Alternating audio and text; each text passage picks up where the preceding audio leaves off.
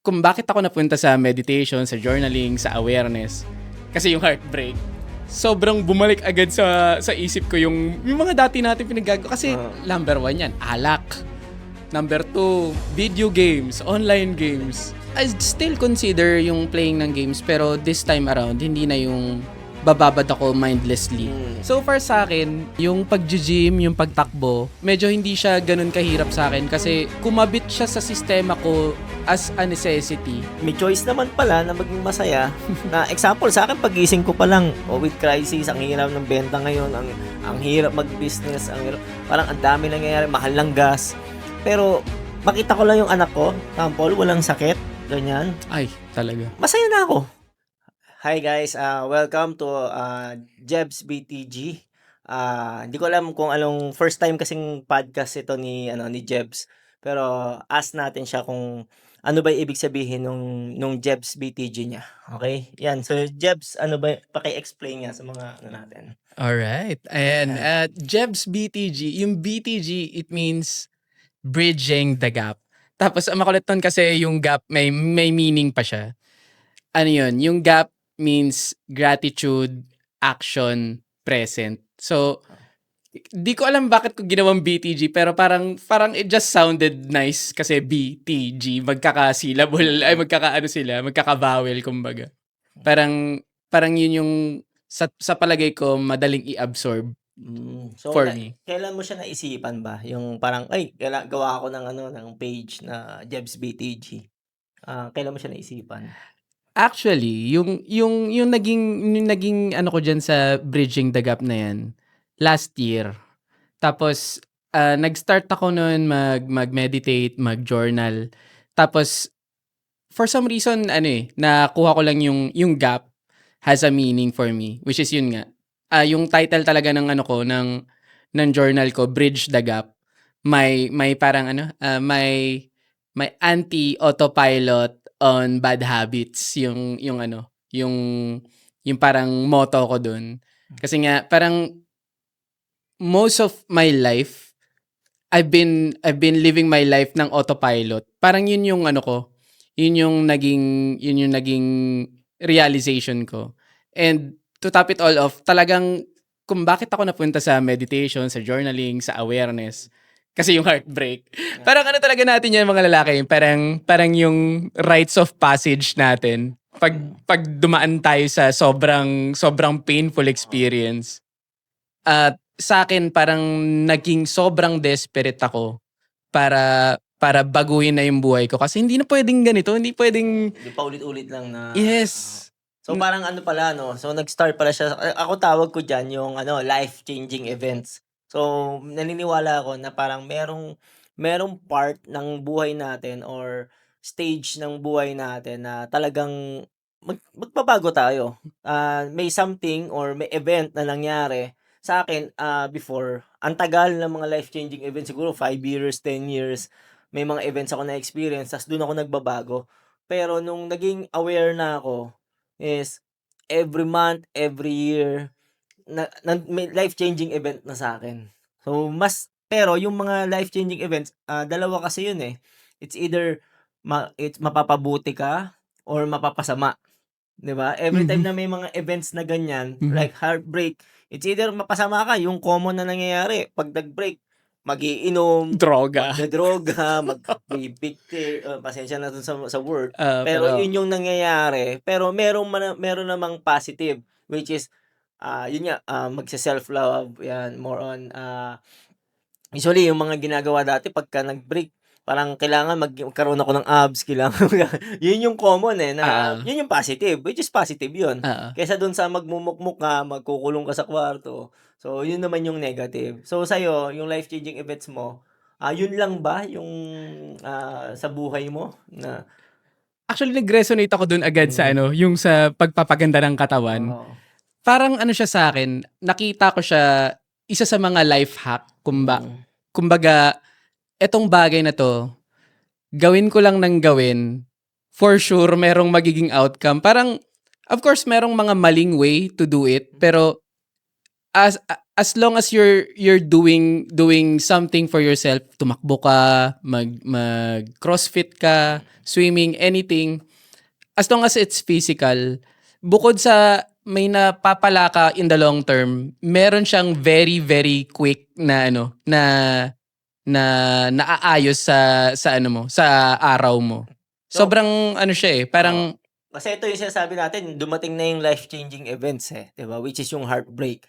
Pero yung before that, ano yung pattern mo, ano yung habits mo before the heartbreak? Kasi yun yung yun yung magandang para malaman ng iba kasi usually makikita yung mga late na lalo sa akin yung mga nakakilala sa akin na ngayon, siguro mga from 2018 onwards is iba ako nun, iba ako nung 2018 before. So, kung alam mo rin 'yun, na-meet mo rin yung Ron Moreno na 2018 before, 'di ba? So, kung ngayon mo lang ako nakilala, ibang version na 'yan or ibang kumbaga parang ibang parang ibang multiverse, 'di totoo. ba? So, parang do'n sa multiverse na 'yon, yung before ng heartbreak, ano ba yung habits or ano ba yung mga pinaggagawa ni Jebs?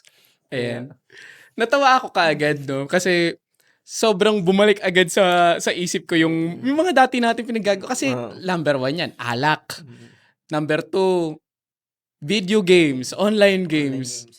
Yan yung mga mga bisyo ng lalaki na not necessarily walang paths or purpose sa buhay, pero yung games kasi ano siya parang sobrang ano siya, sobrang accomplishment siya sa atin whenever we achieve, especially sa RPG games, 'pag nagle-level up ka, nakukuha mo yung mga rare items, sobrang ano siya, sobrang fulfilling siya in a sense na parang in your life parang may nakukuha ka sa buhay mo, pero ang totoo nandun lang sa loob Sa ng game, oo. gaming world Pero yun. ang masaklap nun yung game na yon 1 to 2 years lang mag-e-exist kasi may bagong game na naman na lalabas, Exactly. ba? So, yun yung may vlog ako niyan yung may RPG kasi, 'di ba? So, merong ang tawag ko diyan, real life game.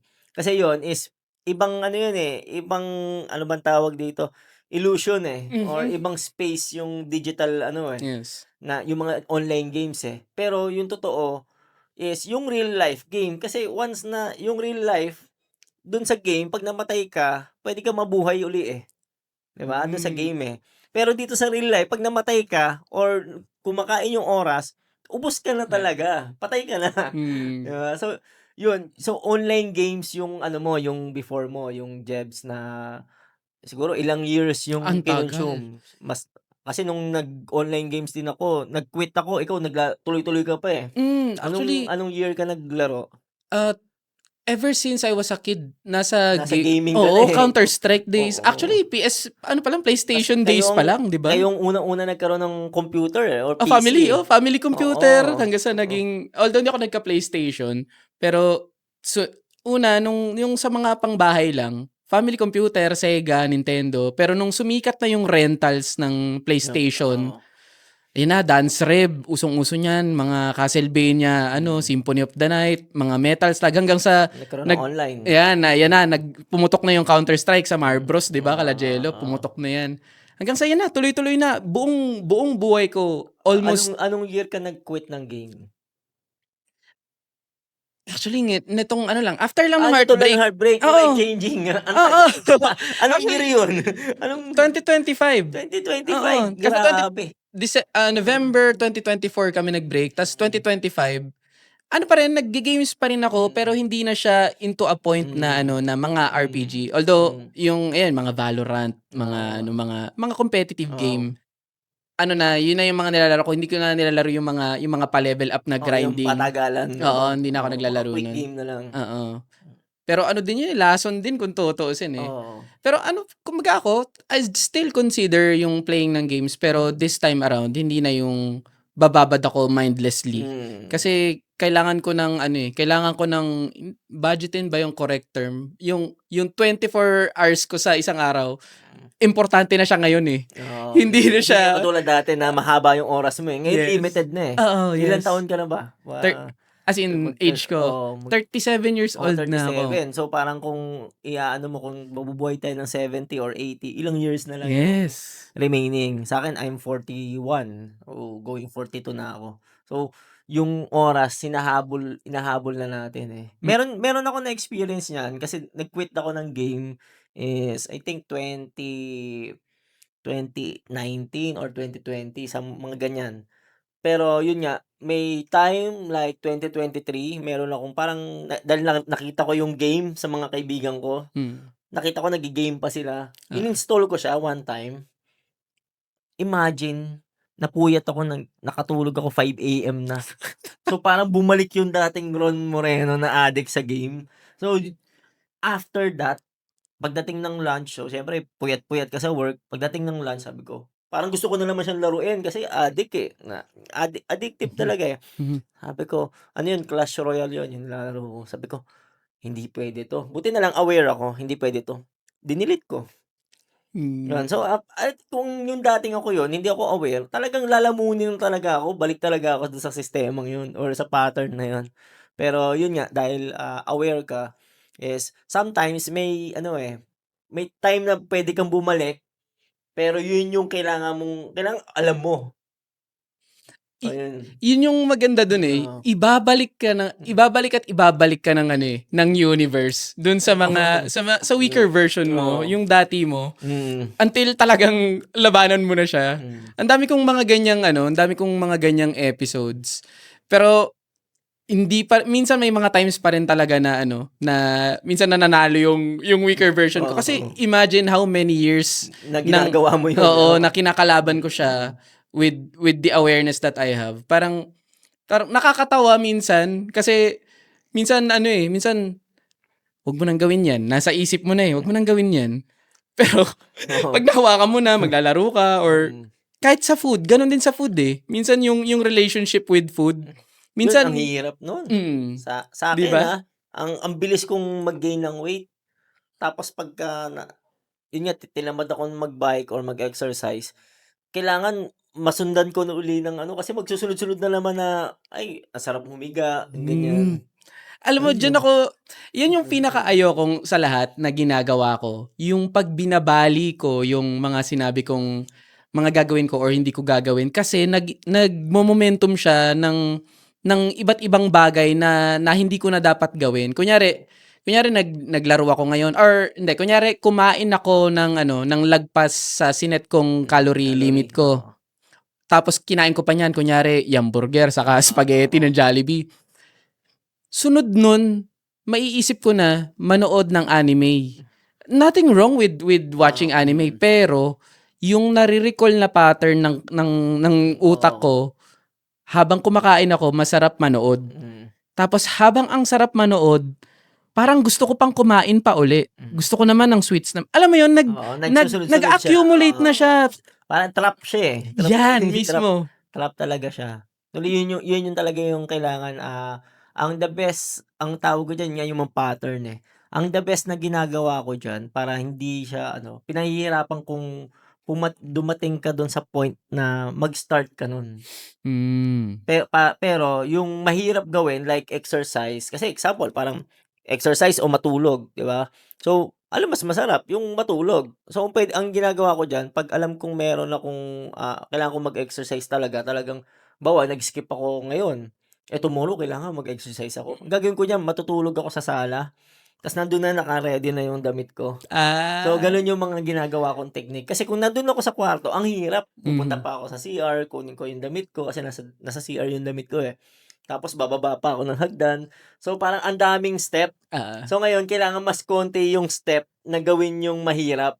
Tapos yung Mm. madali naman, pahihirapan mo na Oo, naman. yung friction, yung friction. Oo. Tama, tama Yeah. yun. So, yun yung ginagawa ko. Like example, kung pagkain masarap, huwag kang maglagay sa bahay mo ng ano. Oo, Exactly, ang exactly. problem ko naman yung mother ko, ayan shoutout sa nanay ko, mahilig magdala ng ano para sa anak ko. Pero siyempre nandun din yung sa ref namin, 'di ba? Like Mismo. yung mga donuts or sweets, Mhm. bread, which is yun talaga yung nakaka-gain ng weight. And weakness ko yun kasi paborito ko yung tinapay since bata pa lang ako, eh. Talaga. From pandesal dito sa may kanto, eh. 'Di ba? 'Di ba? Mismo, Tsaka yung sobrang ano mismo. yun, yung brownies na yung Mm. meron diyan, eh. Hmm. So, Sobrang nakaka-relate ako diyan sa tinapay kasi oo. sobrang addict ko sa Oo. pandikoko. Mm. So far sa'kin, yung ano, yung paggi-gym, yung pagtakbo, medyo hindi siya gano'n kahirap sa'kin kasi kumabit siya sa sistema ko as a necessity, parang gano'n. Parang hindi ko siya nakikitang ano, in my experience, mas nakikita ko siya na kailangan ko siyang gawin kasi 'pag 'di ko siya ginawa, dahil wala pa akong masyadong ginagawa sa buhay ko sa ngayon, laging napupunta yung utak ko sa mga maling gawain. So, mag-e-exercise ako tapos yan na yung 'pag napadaan ako sa mga bakery, yung Oo. pandiko ko kasi sobrang addict Feeling ko ko diyan. na ano rin natin dito sa environment, kasi dito sa area natin, dito sa Victoria, ang available lang na Hmm, chicha nun is bakery lang talaga. yes, Wala ditong ano dati, walang 7-Eleven, talaga. walang Walang mga access, eh. lugawan, walang anything, bakery lang talaga tsaka Mm. sari-sari store.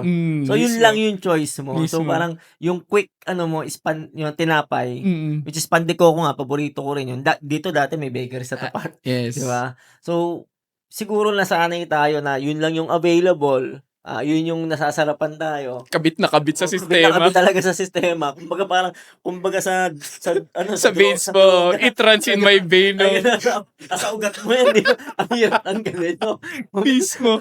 Oo, yun yung ano, yun yung mga siguro yun yung ano, yun yung nakikita kong The oo, explanation o kung behind it. yung kung bakit tayo addict siguro Sa yung mga tinapay. Victoria diyan, yung mga OG is I'm sure addict kayo sa tinapay, Mm. 'di ba? Totoo, So, totoo 'yan. yun yung ano.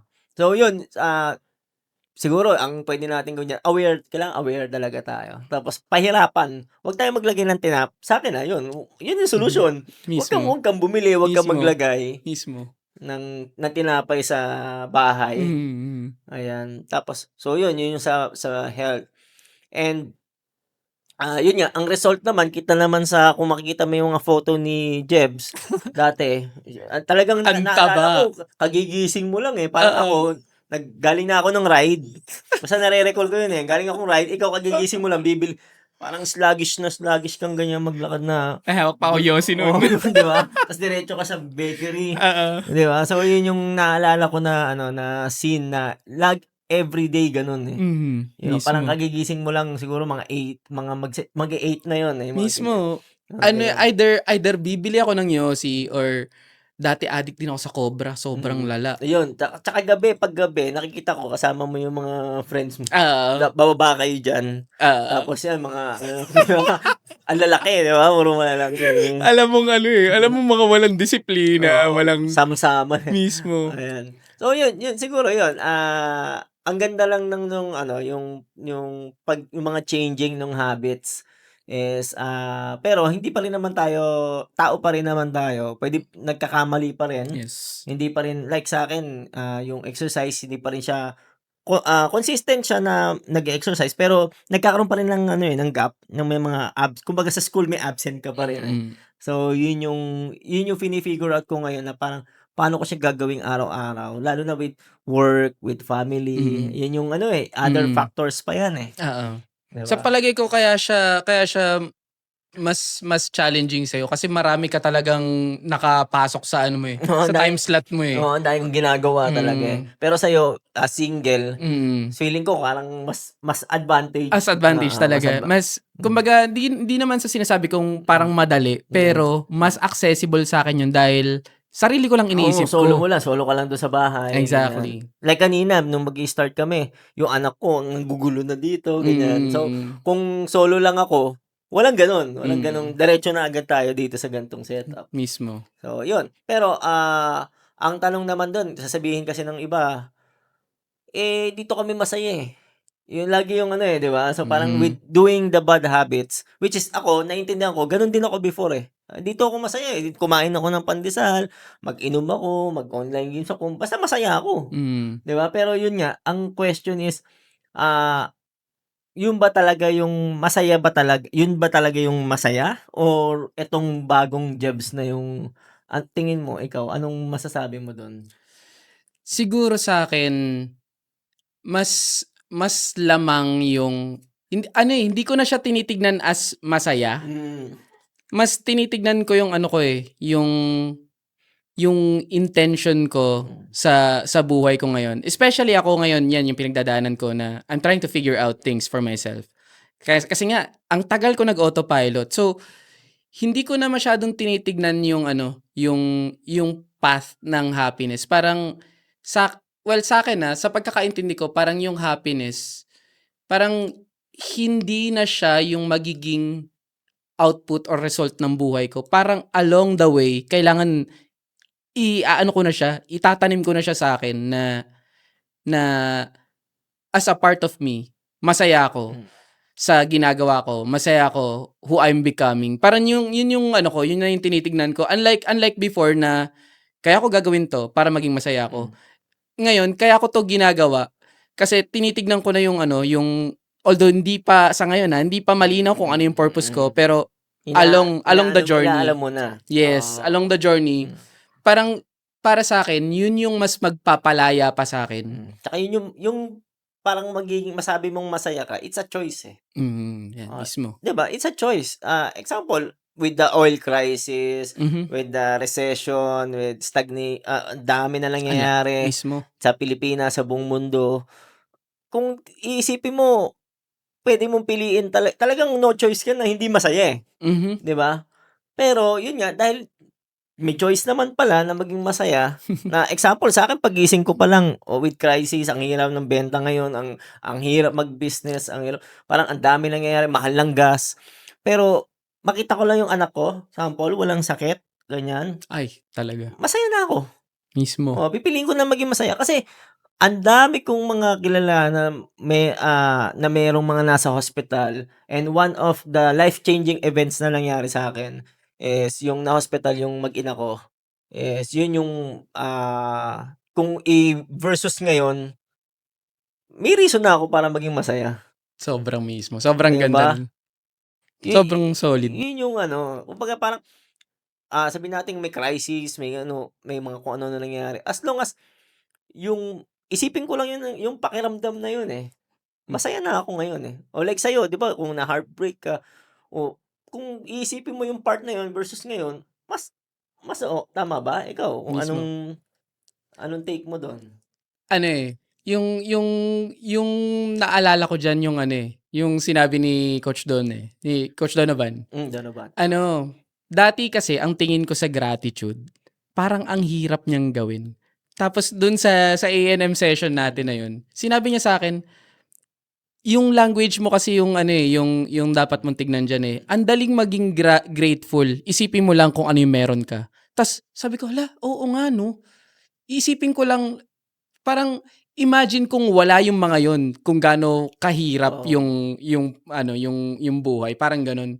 Sobrang from the smallest things, yung ultimong nakakapagbayad ako ng bills, may mga utang ako pero nama-manage ko, nababayaran ko, may nakakakain ako ng Yung mga parents mo, yung parents ko nandiyan pa, I'm ako yung father ko wala na, 'di ba? mhm, So yung gano'n na ang laking to be grateful talaga, yun yung yun yung maganda is,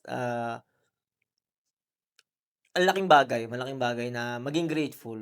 Kasi yung iba nandiyan na lahat pero feeling nila dahil ungrateful sila, kulang pa din. mhm, mhm. Yun yung Hindi nila ano, nakikita yung meron sila, eh. oo, Tapos napupunta yung mindset nila into complaining yung ng problemang meron, pero hindi nila nakikita kung ano yung meron sila. mm, Parang ako, hindi naman ako Messiah or anything. oo, Gano'n din ako minsan kasi oo, minsan may mga sitwasyon talaga na, "Shit, ba't ba nangyayari 'to?" oo, Tapos until you realize, "Uy, kahit nangyayari 'to, kaya ko pa palang gawin yung ganito." hmm, Yung meron sa gym, naalala ko si Boss Chris sa gym na pinagbubuhatan ko. Ano siya, sobrang ganda ng upper body niya. Pero hindi ko alam yung history, pero disabled yung niya, yung yung lower, legs niya. like niya.